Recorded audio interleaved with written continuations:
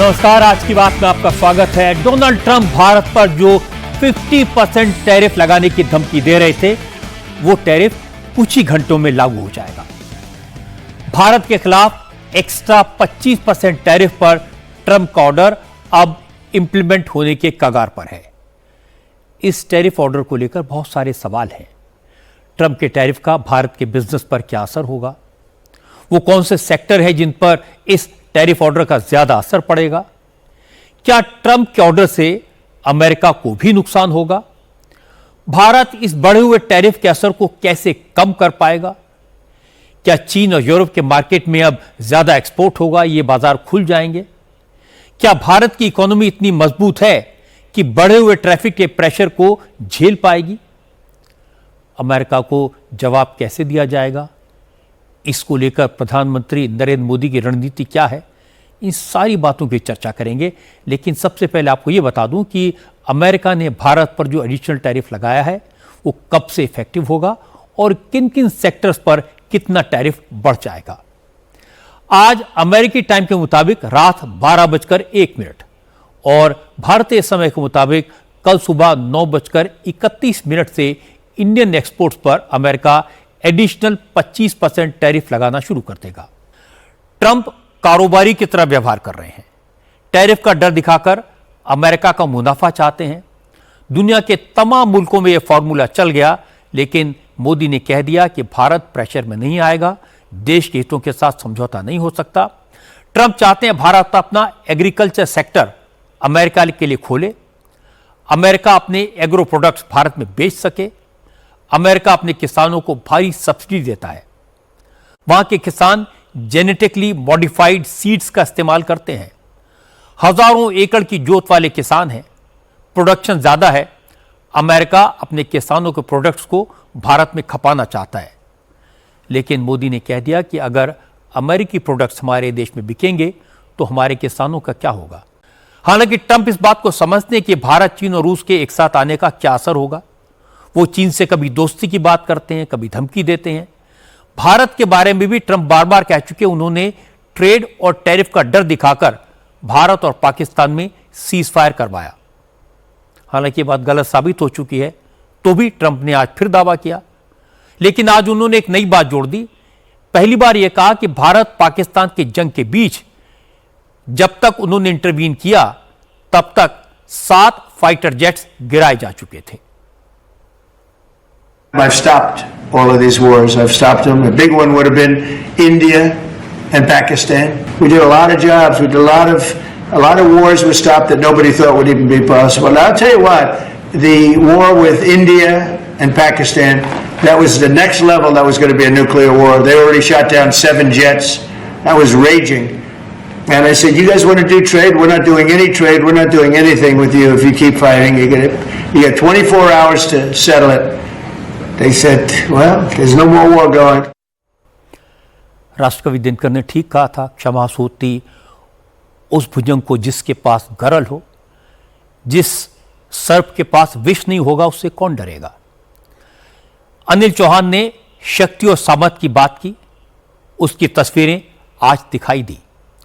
आज Indian navy में 2 नए वॉरशिप्स INS उदयगिरी और INS हिमगिरी को इंडक्ट किया गया। आंध्र प्रदेश के विशाखापट्टनम नेवल बेस पर भारत के रक्षा मंत्री राजनाथ सिंह ने दोनों जंगी जहाजों को नौसेना को सौंपा। दोनों स्वदेशी वॉरशिप हैं। यह पहला मौका है जब भारत के 2 अलग अलग शिपयार्ड में बनाए गए वॉरशिप्स को एक साथ नेवी में शामिल किया गया है। अब बात करते हैं बारिश से हो रही तबाही की। इस वक्त पूरे उत्तर भारत में जबरदस्त बरसात हो रही है। ज्यादातर इलाकों में बाढ़ के हालात हैं। जम्मू कश्मीर, हिमाचल, उत्तराखंड के कुछ इलाकों और नॉर्थ ईस्ट में तो हालत बेहद खराब है। आज सबसे बुरी खबर माता वैष्णो देवी के दरबार से आई। माता वैष्णो देवी यात्रा मार्ग पर बड़ा हादसा हुआ। इस हादसे में 8 लोगों की मौत हो गई, 14 श्रद्धालु घायल हैं। यात्रा मार्ग पर अर्धकुंवारी के इंद्रप्रस्थ भोजनालय के पास लैंडस्लाइड हुआ।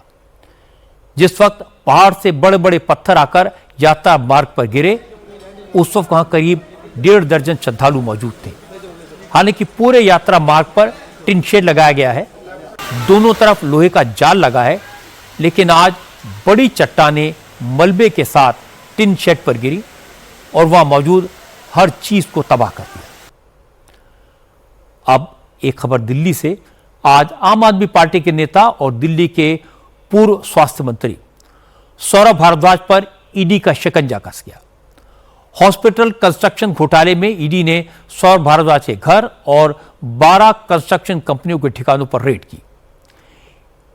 ईडी को लगता है कि अरविंद केजरीवाल की सरकार के दौरान दिल्ली में हॉस्पिटल्स बनाने और मेडिकल इक्विपमेंट की खरीद में 5,590 करोड़ रुपए का घोटाला हुआ।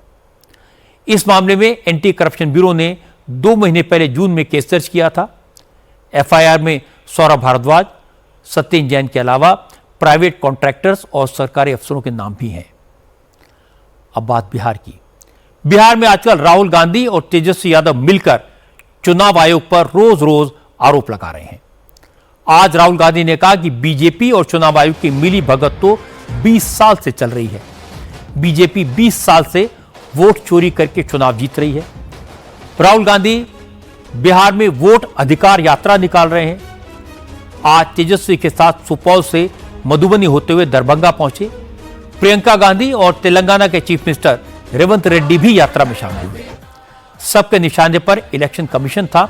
सभी नेताओं ने आरोप लगाया कि बिहार में वोटर लिस्ट का रिवीजन बीजेपी के इशारे पर हो रहा है।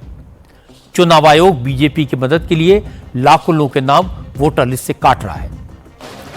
लेकिन आज राहुल गांधी नेक्स्ट लेवल पर पहुंच गए। उन्होंने कहा कि बीजेपी के लिए वोट की चोरी नई बात नहीं है। यह काम तो 20 साल पहले गुजरात से शुरू हुआ और अब बिहार तक पहुंचा है। अब मध्य प्रदेश की बात आपको बताता हूं। यहां कांग्रेस के अध्यक्ष जीतू पटवारी बड़बोलेपन के चक्कर में फंस गए। जीतू पटवारी ने कहा कि पूरे देश में सबसे ज्यादा शराब की खपत मध्य प्रदेश में होती है और देश में मध्य प्रदेश की महिलाएं सबसे ज्यादा शराब पीती हैं। असल में जीतू पटवारी मध्य प्रदेश की सरकार पर हमला कर रहे थे।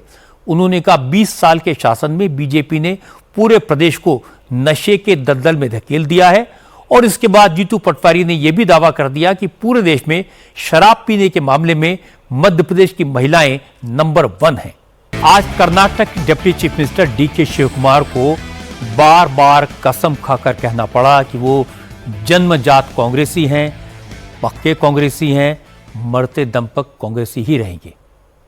असल में पिछले हफ्ते विधानसभा में चर्चा के दौरान डीके शिवकुमार ने कहा था कि वो बीजेपी और आरएसएस की नस नस से वाकिफ हैं और शेखी बघारने के चक्कर में शिवकुमार ने आरएसएस का प्रार्थना गीत नमस्ते सदा वत्सले ये सुना दिया था। इसकी कुछ लाइनें बोल दी थी। मुसीबत शुरू हो गई। कांग्रेस के कुछ नेताओं ने इसे इशू बना दिया। बीके हरिप्रसाद ने कहा संघ का प्रार्थना गीत गाकर शिवकुमार किसे खुश करना चाहते हैं। इसके बाद सिद्धारमैया गुट के नेताओं ने भी डीके शिवकुमार को घेरा तो डीके शिवकुमार ने माफी मांगना बेहतर समझा। आज उन्होंने कहा कि वो किसी का गुणगान नहीं।